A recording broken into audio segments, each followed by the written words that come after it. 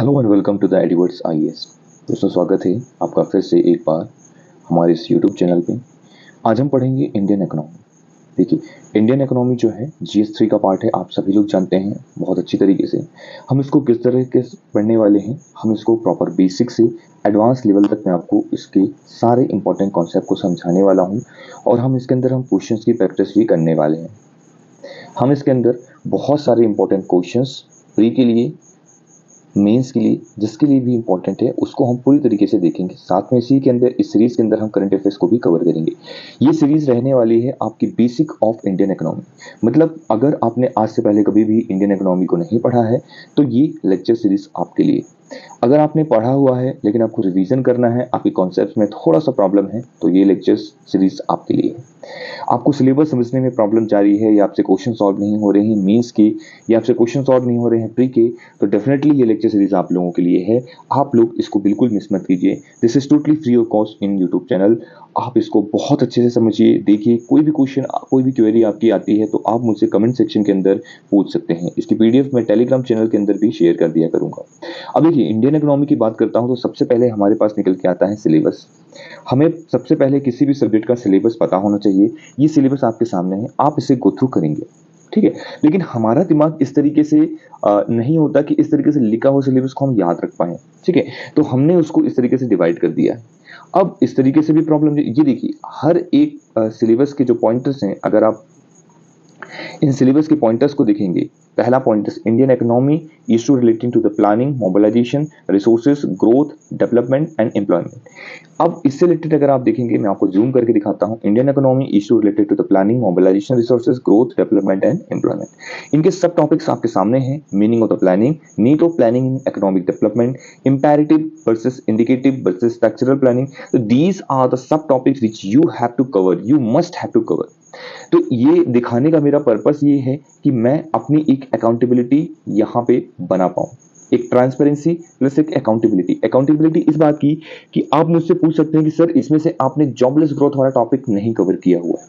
अगर ये सिलेबस में आपके साथ शेयर नहीं करता तो शायद मैं कुछ भी पढ़ा के चला जाता।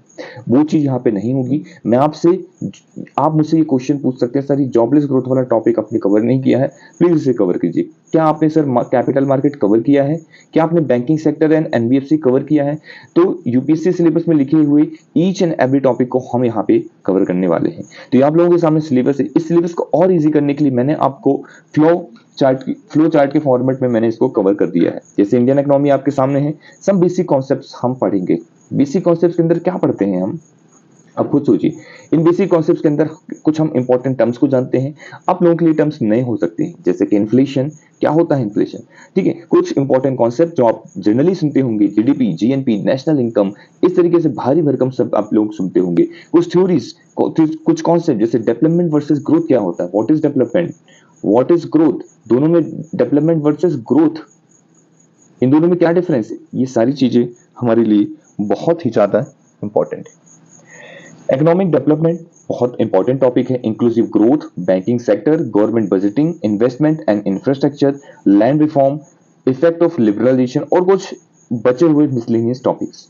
इस तरीके से मैंने इंडियन इकोनॉमी को डिवाइड किया है कुछ इंपॉर्टेंट पिलर्स में। ये सारे ही इंपॉर्टेंट पिलर्स हैं जो हमें कवर करने हैं आने वाले लेक्चर सीरीज के अंदर। अब आप देखेंगे कि हम सिर्फ सिलेबस की बात नहीं करेंगे, यहाँ पे सिर्फ सिलेबस तक हम सीमित नहीं रहेंगे। हम यहाँ पे मेंस के क्वेश्चंस, प्री के क्वेश्चंस भी आपके सामने लेके आए हैं। ये क्वेश्चन इसलिए लेके आए हैं कि आप जो पढ़ रहे हैं क्या वो रिलेवेंट है, ये भी आपको पता होना चाहिए। हम हर एक चीज की ट्रांसपेरेंसी रखेंगे कि हम जो पढ़ रहे हैं वो हमारे लिए किस तरीके से रिलेवेंट है। हम बात करते हैं पहले टॉपिक की, जो मैंने आपको दिखाया था। आपके सामने ये पहला टॉपिक है, ग्रोथ एंड रिसोर्स मोबिलाइजेशन। यहाँ पे देखिए, Indian economy issue related to planning, mobilisation, resource of growth and development, जैसे कि मैंने अभी बात किया इन सब चीजों के बारे में। इंक्लूसिव ग्रोथ, ठीक है, और उससे रिलेटेड इशू। इसके ऊपर 2023 में क्वेश्चन पूछा गया था, फास्टर इकोनॉमिक ग्रोथ रिक्वायर, ध्यान से देखिए, faster economic growth require increase share of manufacturing sector in GDP, particularly of MSME, comment the present policies of the government in this regard. अब इस क्वेश्चन को थोड़ा सा हम ब्रेक डाउन करने की कोशिश करते हैं। आप मेरे साथ ध्यान दीजिए, अगर आपको ये नहीं पता है कि ग्रोथ और डेवलपमेंट में क्या डिफरेंस होता है, अगर आपके ये कॉन्सेप्ट में गड़बड़ी है तो आप इस क्वेश्चन का आंसर नहीं दे पाएंगे, because it started required the seer in the अगर आपको मैन्युफैक्चरिंग सेक्टर्स नहीं पता, दैट मींस यहां से क्या डिराइव करते हैं, यहां से हम डिराइव करते हैं, ये सेक्टर ऑफ इंडियन इकोनॉमी आपको पता होना चाहिए, जो हमने हमारे सिलेबस में पार्ट है। आपको जीडीपी का कॉन्सेप्ट पता होना चाहिए, आपको एमएसएमई के बारे में डिटेल नॉलेज होना चाहिए, साथ में ही आपको प्रेजेंट पॉलिसीज क्या चल रही है वो पता होना चाहिए, आपको पता होना चाहिए कि गवर्नमेंट इस दिशा में क्या काम कर रही है, दैट मींस करंट अफेयर्स। तो यहां से आपको दिख गया कि करंट अफेयर्स का पार्ट इसके अंदर बहुत इंपॉर्टेंट रोल प्ले करता है। कुछ इंपॉर्टेंट बेसिक कॉन्सेप्ट्स हमको पता होना चाहिए, जिसकी मदद से हम यहां पे इस क्वेश्चन का आंसर दे पाएंगे। अगर हम डायरेक्टली क्वेश्चन में कूद जाएंगे तो हम इसका आंसर नहीं दे पाएंगे। तो आपको कॉन्सेप्ट्स क्लियर होना बहुत इंपॉर्टेंट है। एक क्वेश्चन और देखते हैं, मोस्ट ऑफ द अनएम्प्लॉयमेंट, मतलब टाइप्स ऑफ अनएम्प्लॉयमेंट आपको पता होना चाहिए। इंडिया स्ट्रक्चरल इन नेचर, मतलब ये कुछ तो अनएम्प्लॉयमेंट का टाइप है ना, इस तरीके से क्या मेथोलॉजी रही है, इन सब क्वेश्चन का आंसर आप तभी कर पाएंगे जब आपके बेसिक कॉन्सेप्ट्स क्लियर होंगे। तो ये मैंने कुछ क्वेश्चन रख दिए हैं, मैं आप लोगों के साथ डिटेल्स में जब प्रीवियस ईयर क्वेश्चन हम डिस्कस करेंगे तो वहां पे भी मैं आपके साथ शेयर करूंगा। जैसे बजट एक टॉपिक है, गवर्नमेंट बजटिंग, मैंने यहाँ पे गवर्नमेंट बजटिंग को एक अलग से टॉपिक में भी रखा है। अगर आप देखेंगे तो बजटिंग हमारे पास, गवर्नमेंट बजटिंग, ये पॉइंट नंबर दिस वन, ये देखिए गवर्नमेंट जो बजटिंग है वो हमारे इसके अंदर, ये बहुत इंपॉर्टेंट है, ये बहुत इंपॉर्टेंट टॉपिक रोल प्ले करता है। अब आप ये देखें कि यहाँ पे डिफरेंशिएट पूछ रहा है, distinguish between the capital budget and revenue budget, दोनों में क्या डिफरेंस है, ये डायरेक्ट क्वेश्चन है। अगर आपसे क्वेश्चन, अगर आपके कॉन्सेप्ट क्लियर है, ये क्वेश्चन आपसे बनेगा, डेफिनेटली बनेगा, कोई रोक नहीं सकता। तो इस तरीके से हम इस पूरे सिलेबस को कवर करने वाले हैं। कुछ हम प्रीलिम्स के क्वेश्चन में नजर मार लेते हैं।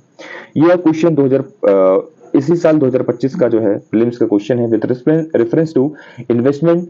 आपको इन्वेस्टमेंट के रिस्पेक्ट में बताना है, इनमें से कौन सा इन्वेस्टमेंट है, bond, hedge fund, stock, venture capital, only two. अब इनमें से कौन सा है वो भी हम फाइंड आउट करेंगे, ठीक है। अब आपके सामने स्टेटमेंट वाइज क्वेश्चन है, ये देखिए, आपकी एनालिटिकल स्किल्स अगर अच्छी नहीं है तो ये क्वेश्चन आपसे नहीं बन पाएंगे।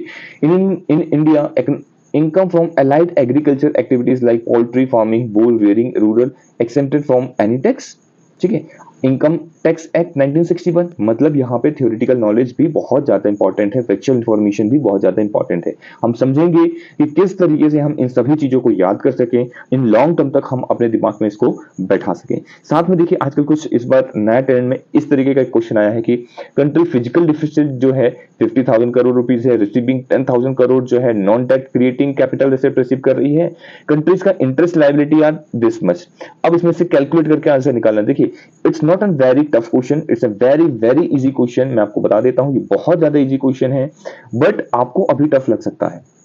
ये क्वेश्चन भी बहुत ज्यादा इजी है अगर मैं बात करूं, बट आपको थोड़ा सा टफ लग सकता है क्योंकि आपने नहीं पता है। आपको पता होना चाहिए रेवेन्यू डिफिसिट क्या होता है, आपको पता होना चाहिए फिजिकल डिफिसिट क्या होता है, प्राइमरी डिफिसिट क्या होता है, एंड मोस्ट प्रोबेबली आपको पता होना चाहिए डेफिसिट क्या होता है, ठीक है। जब आपके पास इन सब बेसिक कॉन्सेप्ट्स का नॉलेज होगा, डेफिनेटली आप इन क्वेश्चन को बहुत ही इजीली सेकंड्स में सॉल्व कर लेंगे। मैं आपको बता देता हूं कुछ special teaching about my classes. In classes के अंदर आपको क्या मिलने वाला है, क्या इंपॉर्टेंट चीजें रहेंगी, आपको ट्रिक्स मिलेगी, आपको स्टोरीज मिलेगी। हर कॉन्सेप्ट के ऊपर एक स्टोरी हम क्रिएट करेंगे जिससे आप इसको लॉन्ग टर्म तक याद कर पाए, क्वेश्चंस को, साथ में फैक्ट्स को आप याद कर पाए। वेरियस एलिमिनेशन टेक्निक में आपको बताने वाला हूं। जब हम प्रीलिम्स के क्वेश्चन को सॉल्व करेंगे, याद रखिए एलिमिनेशन टेक्निक वो नहीं जो ट्रिक्स से सॉल्व होती है। एलिमिनेशन टेक्निक का मतलब होता है आप इंटेलिजेंट गेसिंग करते हैं, आप अपनी नॉलेज को किस तरीके से इफेक्टिवली यूज करते हैं, उसे हम एलिमिनेशन टेक्निक कहते हैं। यहाँ पे ऐसा नहीं कि अक्कड़ बक्कड़ बम्बे वो इसको हटाया आंसर ये, ऐसा नहीं होता है। आपको नॉलेज होना बहुत इंपॉर्टेंट है। हम सिंप्लीफाइड कोर्स स्ट्रक्चर रखेंगे, syllabus plus previous year question का पूरी तरीके से पोस्टमार्टम करेंगे, जिससे हम प्रिडिक्ट कर पाए next step of the UPSC क्या पैटर्न लेके आने वाला है, एक्सपेक्टेड कौन से क्वेश्चंस आने वाले हैं। तो बहुत सारे नंबर ऑफ क्वेश्चंस मैं यहाँ पे आपसे सॉल्व करवाने वाला हूं। ये मान के चलें कि लगभग हम पूरे सीरीज के अंदर more than thousands of question, तो 100 क्वेश्चन के अंदर सॉल्व करने वाले हैं, सिर्फ और सिर्फ इकोनॉमिक्स के। अगर आप 1000 ऑफ प्रैक्टिस क्वेश्चन इसके साथ में प्रीवियस ईयर क्वेश्चन अगर आप सॉल्व कर लेते हैं इकोनॉमिक्स के अंदर, आपको प्रीलिम्स में, मेंस में, किसी में भी कोई प्रॉब्लम नहीं जाएगी। हम बेसिक से स्टार्ट करेंगे, जिसको ये भी नहीं पता कि इकोनॉमी क्या होती है, हम वहां तक जाएंगे कि आप यूपीएससी के क्वेश्चन इजीली सॉल्व कर पाए। तो बेसिक टू एडवांस का ये हमारा कोर्स रहेगा, है ना।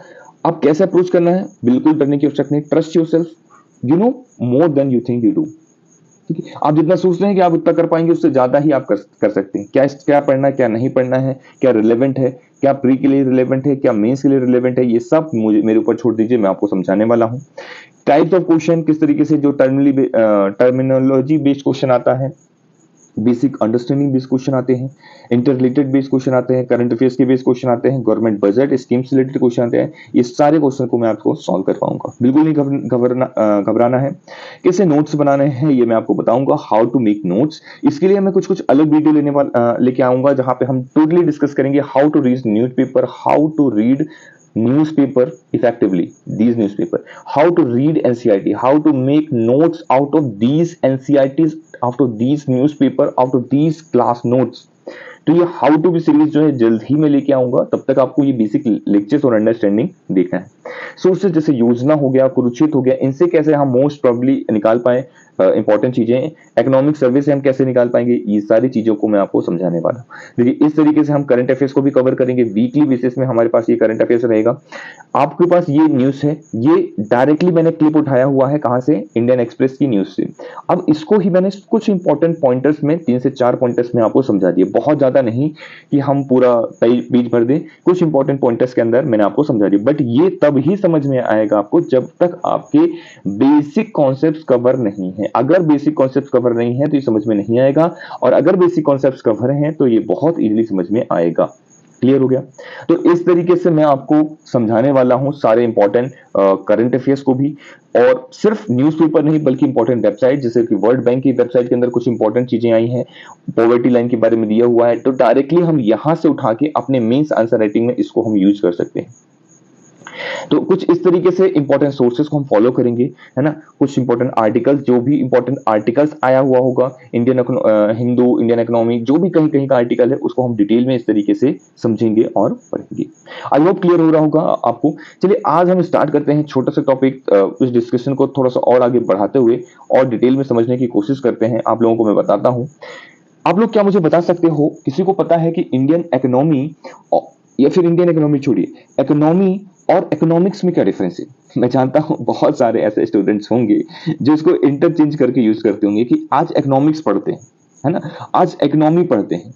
लेकिन कोई घबराना नहीं है, हम बहुत बेसिक से, मैंने आपसे वादा किया है, प्रॉमिस किया है कि हम बहुत बेसिक से स्टार्ट करेंगे। मैं आपको बताऊंगा कि इकोनॉमी और इकोनॉमिक्स में क्या डिफरेंस होता है। आप खुद सोचिए, पहले पॉज करके 1 मिनट सोचिए कि क्या डिफरेंस हो सकता है, अब हम आपको बताते हैं।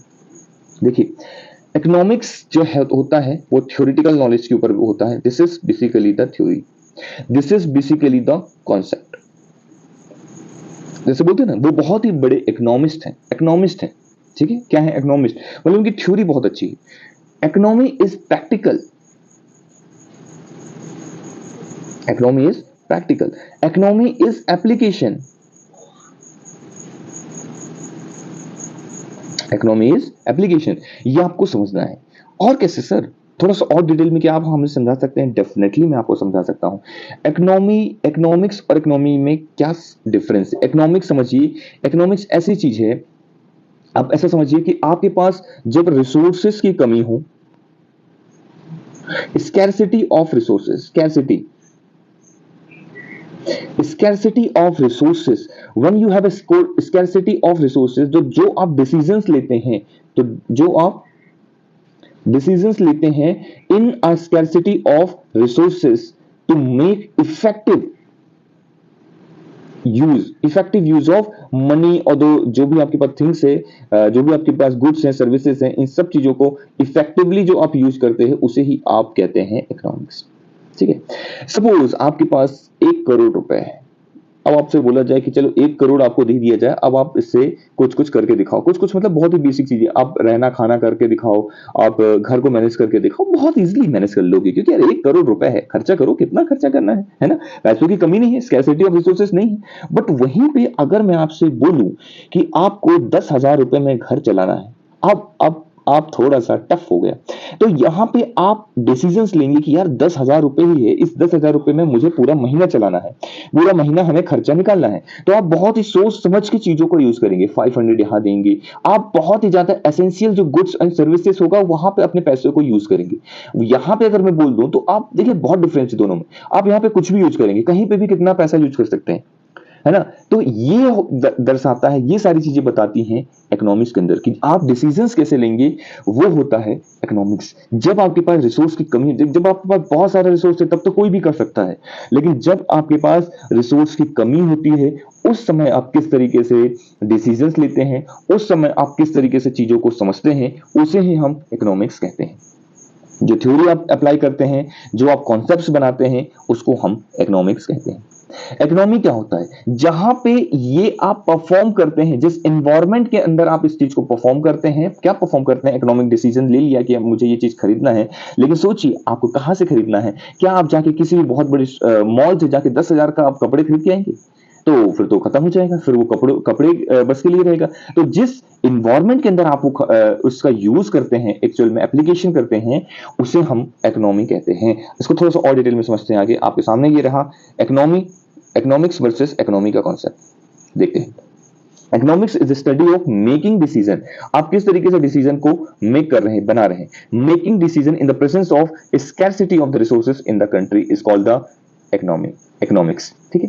Human activities which perform the exchange of money, जो पैसों का आदान प्रदान होता है। इकोनॉमिक एक्टिविटीज होती है कहां पे? जहां पे जो आप डिसीजन लिए हो इसको आप परफॉर्म करोगे, उस एनवायरनमेंट को जो फैसिलिटेट करता है उसे हम कहते हैं इकोनॉमी। क्लियर हो गया डिफरेंस? तो इकोनॉमी वर्सेस इकोनॉमिक्स का डिफरेंस आपको क्लियर हो गया होगा, ऐसा मैं आशा करता हूं। ये कुछ इंपॉर्टेंट कीवर्ड्स हैं, उसके मीनिंग है, व्हाट इज इन इट, जो थ्योरी है, प्रिंसिपल है। इकोनॉमिक्स एक थ्योरी है, इकोनॉमी एक प्रैक्टिकल एप्लीकेशन है। उसी को हमने इस तरीके से फॉर्म में लिखा है। आप चाहें तो इसके नोट्स भी बना सकते हैं। ह्यूमन की डिटर्मिनेंट्स क्या है? ह्यूमन डिसीजन, आपकी कैपेबिलिटी कितनी है, आपकी जो सोचने की क्षमता है, वो इकोनॉमिक्स बताता है। आप कहां पे एलोकेट करते हो different members of the society में, कैसे एलोकेट करते हो, वो इकोनॉमी बताता है। तो ये सारी चीजें बेसिक कंपैरिजन है। आज के बाद आपको ये प्रॉब्लम नहीं जाएगी इकोनॉमिक्स वर्सेस इकोनॉमी में। कुछ देख लेते हैं कि कुछ एक्टिविटीज जो हम करते हैं, परफॉर्म करते हैं, वो कुछ इकोनॉमिक एक्टिविटी होती है, बट वहीं पे कुछ नॉन इकोनॉमिक एक्टिविटी होती है। दोनों के बीच में डिफरेंस आपको पता होना चाहिए क्या होता है। इकोनॉमिक एक्टिविटी जब भी हम पैसों से रिलेटेड बात होगी, एक्सचेंज ऑफ मनी होगा, ये कीवर्ड याद रखिए, exchange of money. So whenever there is an exchange of money, it is called the economic activity. Whenever there is an exchange of goods and the services, is called the economic activity. इस economic activity से क्या होगा? इस economic activity से हमारे GDP में अंतर आएगा या नहीं आएगा? आएगा। हमारी जीडीपी में कुछ डिफरेंस होगा या नहीं होगा? होगा। जीडीपी बढ़ेगा या नहीं बढ़ेगा? बढ़ेगा। इकोनॉमिक एक्टिविटी बढ़ेगी तो जीडीपी बढ़ेगा। देखिए कॉन्सेप्ट बन रहा है। अब एक ही कॉन्सेप्ट से हम कई सारी चीजें को इंटरलेट करेंगे। अब बताइए, इकोनॉमिक एक्टिविटी हुई, अगर इकोनॉमिक एक्टिविटी बढ़ेगी तो अगर हम अपने कंट्री के अंदर इकोनॉमिक एक्टिविटी को बढ़ा दें, लोगों की बैंकिंग हैबिट को बढ़ा दें, इकोनॉमिक एक्टिविटी को बढ़ा दें, पैसों का आदान प्रदान ज्यादा कर दे, तो हमारी जीडीपी इंक्रीज होगी कि नहीं इंक्रीज होगी? होगी। यही यूपीएससी का प्रीवियस ईयर क्वेश्चन है। देखिए अगर कॉन्सेप्ट क्लियर है, बहुत जल्दी क्वेश्चन सॉल्व होगा, बहुत ही जल्दी। देखिए बहुत छोटा, अभी हमने इकोनॉमिक्स पढ़ना भी स्टार्ट नहीं किया और आप यूपीएससी का एक क्वेश्चन सॉल्व कर लेते हैं। तो क्या इकोनॉमिक एक्टिविटी बढ़ाने से जीडीपी इंक्रीज होगी? डेफिनेटली इंक्रीज होगी सर। ये क्या ये प्रोफेशनल एक्टिविटीज होती हैं? डेफिनेटली प्रोफेशनल एक्टिविटीज होती हैं। But sir non economic activities क्या होती हैं? आप ये भी समझा दीजिए। बिल्कुल समझा देता हूं। देखिए, exchange of love, exchange of satisfaction, knowledge, care is basically the non-economic activity. This come under the non-economic activity. यहाँ पे जीडीपी के अंदर कोई भी एडिशन नहीं होता है, गुड्स एंड सर्विसेज का कोई भी यहाँ पे एक्सचेंज नहीं होता है। अब आप कंफ्यूज होंगे और बोलेंगे कि सर्विसेज का एक्सचेंज हो सकता है, लेकिन मैं कहूंगा सर्विसेज का एक्सचेंज नहीं होता। लेकिन जो सर्विसेज वो सर्विसेज होती हैं जब हम अगर किसी से पैसा ले रहे हैं तो फिर हम उसको सर्विस बोलेंगे, अदरवाइज उसको हम सर्विस नहीं बोलेंगे।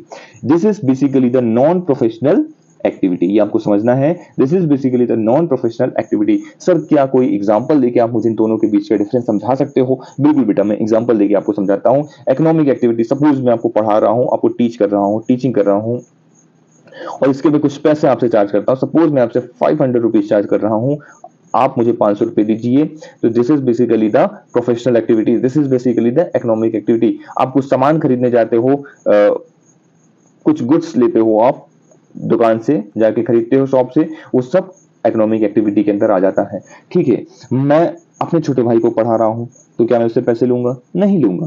तो ये क्या हो जाएगा? नॉन इकोनॉमिक एक्टिविटी के अंदर आ जाएगा। आपके घर में आपकी मम्मी आपके लिए कुछ खाना बना रही है या कुछ भी इस तरीके से हो रहा है, तो क्या उसके लिए आप चार्ज दे रहे हो, पैसे दे रहे हो? नहीं दे रहे हो। This is basically come under the non economic activity, इसलिए हम इसके अंदर love, care, satisfaction these pointers को ऐड करते हैं। तो these are basically the non economic activity. I hope pointers clear हो रहे होंगे आपको कि what is economic activity and what is non economic activity. आज के लेक्चर को हम यहीं तक रखते हैं। हमने इस लेक्चर के अंदर फटाफट देखा इकोनॉमिक वर्सेस इकोनॉमी, हमने देखा economic activity versus non economic activity. देखिए लास्ट में ये रिवाइज करना, रिकैप करना बहुत इंपॉर्टेंट होता है। हमने इकोनॉमिक वर्सेस इकोनॉमिक्स के बीच का डिफरेंस बहुत अच्छे से देखा और समझा। आज के बाद जब भी आप कहेंगे तो हम पढ़ते हैं इंडियन इकोनॉमी को, ना कि इकोनॉमिक्स को। हम इकोनॉमिक्स को नहीं पढ़ते। हाँ, इसके कुछ इंपॉर्टेंट टर्म्स को, इंपॉर्टेंट कॉन्सेप्ट्स को हम समझते हैं, बट हम पूरी तरीके से इंडियन इकोनॉमी को पढ़ते हैं, ना कि इकोनॉमिक्स को। इस बात को याद रखना, हमारा सिलेबस जो है इंडियन इकोनॉमी है, ना कि इकोनॉमिक्स। हमने देखा कि हम किस तरीके से करंट अफेयर्स को कवर करेंगे, किस तरीके से हम इंपॉर्टेंट वेबसाइट से और इंपॉर्टेंट क्लिप आर्ट, न्यूज़पेपर्स, योजना, कुरुक्षेत्र, नोट्स कैसे बनाना, ये सारी चीजों को हमने यहाँ पर प्रिडिक्ट किया, देखा। हमने प्रीवियस ईयर क्वेश्चंस को देखे कि किस तरीके से प्रीलिम्स के अंदर कैसे क्वेश्चन पूछे जाते हैं, मेंस के अंदर कैसे क्वेश्चंस पूछे जाते हैं, और इन सब के लिए बेसिक अंडरस्टैंडिंग बहुत इंपॉर्टेंट रोल प्ले करती है। आप सबने देख लिया। हमने पूरी इंडियन इकोनॉमी के सिलेबस को कुछ इंपॉर्टेंट पिलर्स में, these are the important pillars of Indian economy, हमारे सिलेबस का जो पार्ट है उसको हमने देखा। तो ये हमने देखा, इस तरीके से हमने सिलेबस को डिकोड कर लिया पूरी तरीके से। ये मैं आपके साथ शेयर कर दूंगा टेलीग्राम ग्रुप के अंदर। टेलीग्राम का डिस्क्रिप्शन जो है मैं आपको दे दूंगा। टेलीग्राम ग्रुप का डिस्क्रिप्शन लिंक जो है मैं आपको दे दूंगा कमेंट और डिस्क्रिप्शन में। वैसे मैं आपको बता दूं, एड्यूवर्स IAS करके होगा, एड्यूवर्स IAS। अगर आप ये टेलीग्राम में सर्च करेंगे आपको मिल जाएगा। डेफिनेटली आप सर्च करके जाइए तो अच्छा रहेगा, मिल जाएगा। आप वहां से ज्वाइन कर सकते हैं। वहां पे सारी इंपॉर्टेंट PDF शेयर करूंगा, तो वहां से आप इसका यूज कर सकते हैं। और जो भी इंपॉर्टेंट आपके क्वेश्चंस हैं, जो भी आपकी क्वेरीज हैं, आप मुझे कमेंट्स करके कमेंट सेक्शन में पूछ सकते हैं। Thank you so much.